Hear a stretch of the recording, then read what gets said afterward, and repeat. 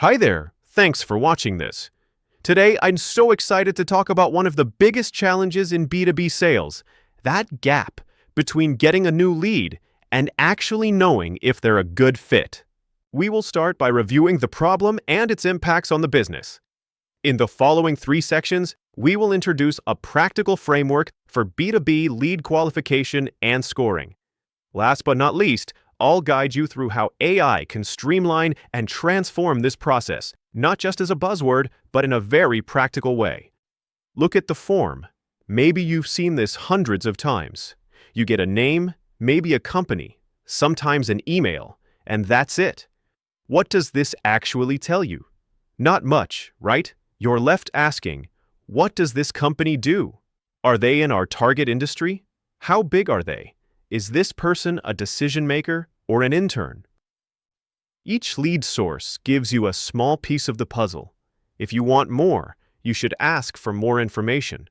But with each additional field, you'll see a higher form abandonment rate. And believe me, that dropout is substantial. Here's the reality. According to Salesforce, the average sales rep spends only 30% of their time selling. The other 70% goes into tasks like finding emails, checking company info. But here's the twist. Top sellers actually do research more than average reps. In fact, 82% of top performers deeply research their prospects before outreach.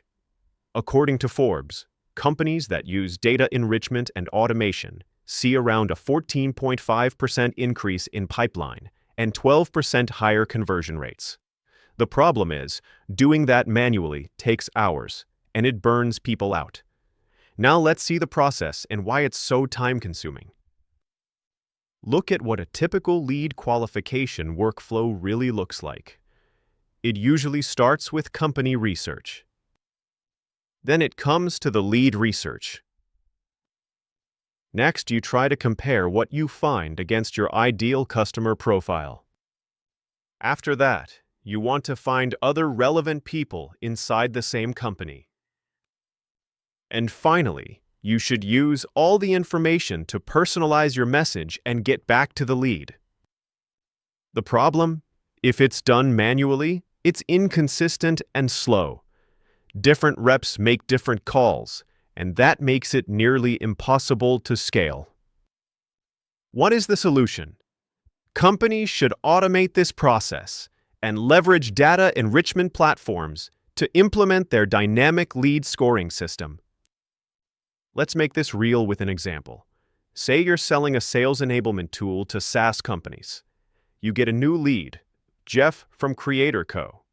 That's all the info you have, a name and a company. From here, the goal is to qualify this lead and understand whether Jeff and Creator Co. are a good fit for our product or not. Simple idea, but in practice, this is where most teams lose hours. The first thing we do is check the company's website. A quick Google search confirms a potential match. Great! We found the right company. Now that we've found their site, we focus on 3 key sections: the homepage, About Us page, and blog. These pages usually reveal everything you need to know about their product, audience, and voice. In this example, we learn that Creator Co. is an influencer marketing platform offering managed services. That one insight alone tells you a lot about their structure, target customers, and potential needs.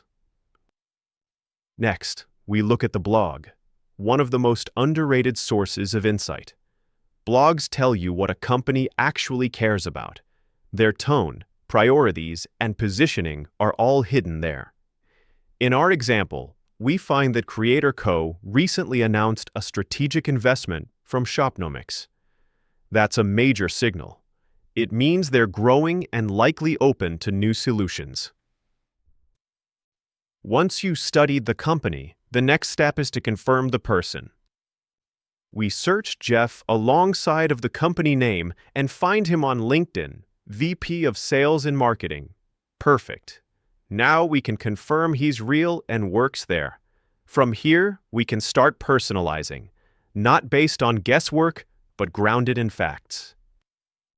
LinkedIn gives you context you won't find anywhere else. We see that Jeff lives in Vancouver, same city as our company. That's a local connection we can use. The About Us section often confirms what kind of person you're dealing with. In our case, it shows he's a performance-oriented GTM leader who values insight over fluff. That tells you how to speak his language. If you want to go further, you can explore his achievements, previous roles, or shared connections. Each layer helps you build a sharper picture of how to position your outreach, what will resonate and what won't. Once you've learned about the person, it's time to look back at the company. Use tools like Apollo or ZoomInfo to find firmographic data, company size, revenue, industry, and founding date. Also, check the LinkedIn page of the company. These details help you understand their maturity level and whether they fit your target profile. At this stage, you can make an informed decision. Is this a lead worth pursuing? If yes, how high a priority is it?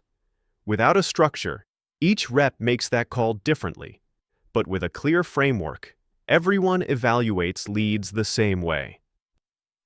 Let's talk about a B2B lead scoring framework that helps you evaluate every lead. First question is if a lead is qualified or not.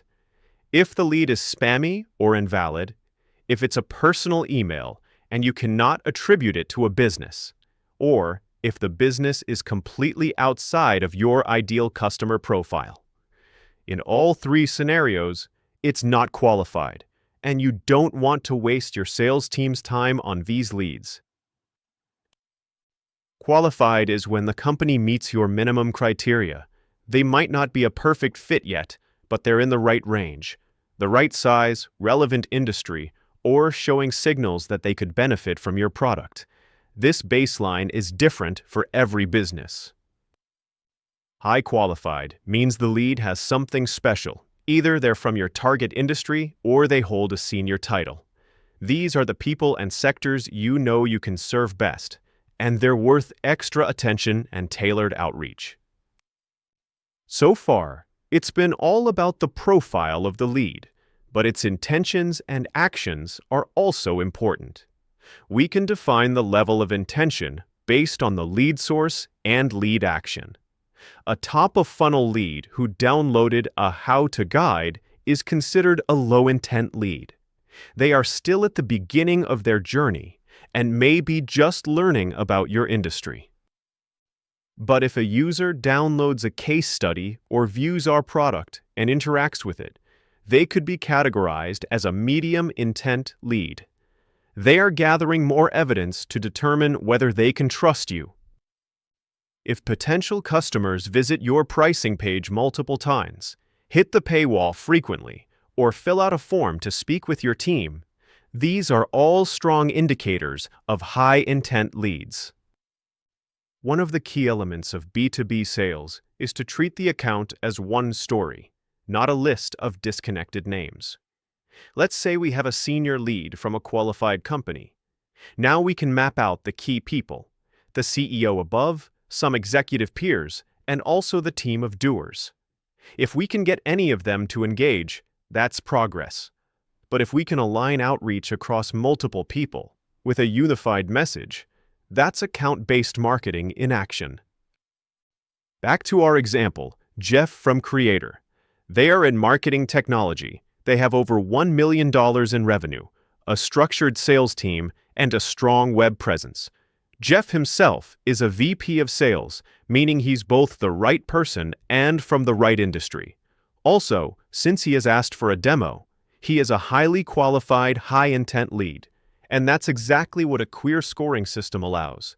Prioritization with confidence. Now let's zoom out and look at how teams handle this today. There are 3 stages of AI maturity in lead qualification. Manual workflow, where everything's done by hand. At this stage, you use tools like Apollo or LinkedIn Sales Navigator in an ad hoc basis. Workflow automation is next. You connect tools with logic-based systems like Clay or N8N. Agentic systems is on the top, where AI understands context, adapts, and acts independently. Here I'll show you what they are and how you can evaluate each one. Here's an example of the middle stage. It starts with a trigger, like a form submission or a Slack message. Then you build out logic and actions, connecting APIs or webhooks to make things happen automatically. Powerful, yes, but to be honest, very complex. You need to understand data structures, tokens, and technical workflows. Tools like Clay makes automation a bit more user-friendly. It comes with ready-to-use integrations, so you don't need to wire everything manually. But it's still designed for technically inclined users. Sales reps often end up depending on someone else to maintain it. It's faster than manual work, but still fragile and hard to scale across a GTM team. Now here's where things start to change. Agentic systems. Unlike workflow tools, an agentic system is end-to-end. It's not a to-do list, it's a done list. You tell it what outcome you want, like qualifying a lead, and it handles the entire process. A true agentic system comes equipped with the tools it needs to act. For lead qualification, that means access to company data, website analysis, search, and enrichment APIs. You don't need to plug in integrations or configure webhooks. Everything it needs is already built in, ready to go. Beyond tools, it also needs training. An agentic system should be taught how to perform a task, just like you'd train a new rep.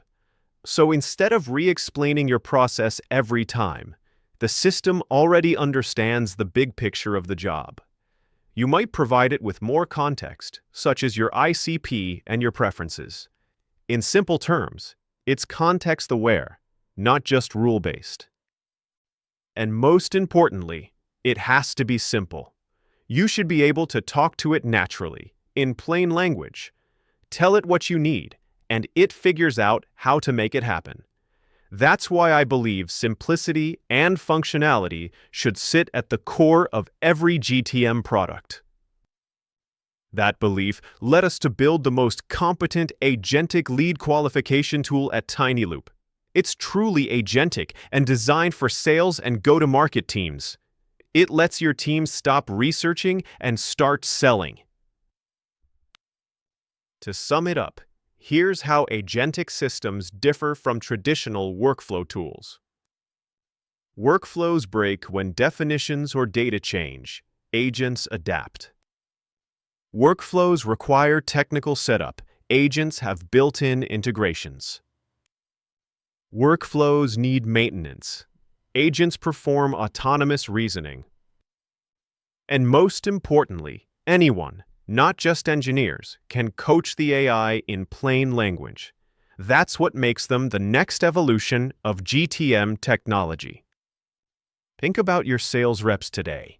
10 browser tabs open, 5 tools running, endless context switching. Now, imagine replacing all of that with one AI interface that just gets it done. That's the future we're building.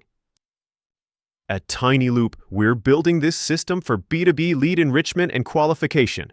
We're inviting a small group of GTM leaders, BDRs, AEs, and founders to join our private beta. Only 10 teams will get early access, and we'd love to include you. If this sounds like what your team needs, join our waitlist and be among the first to shape the future of lead qualification. Thanks for watching, and if you liked the video, subscribe for more videos like this, and please let us know how your team is approaching this problem today.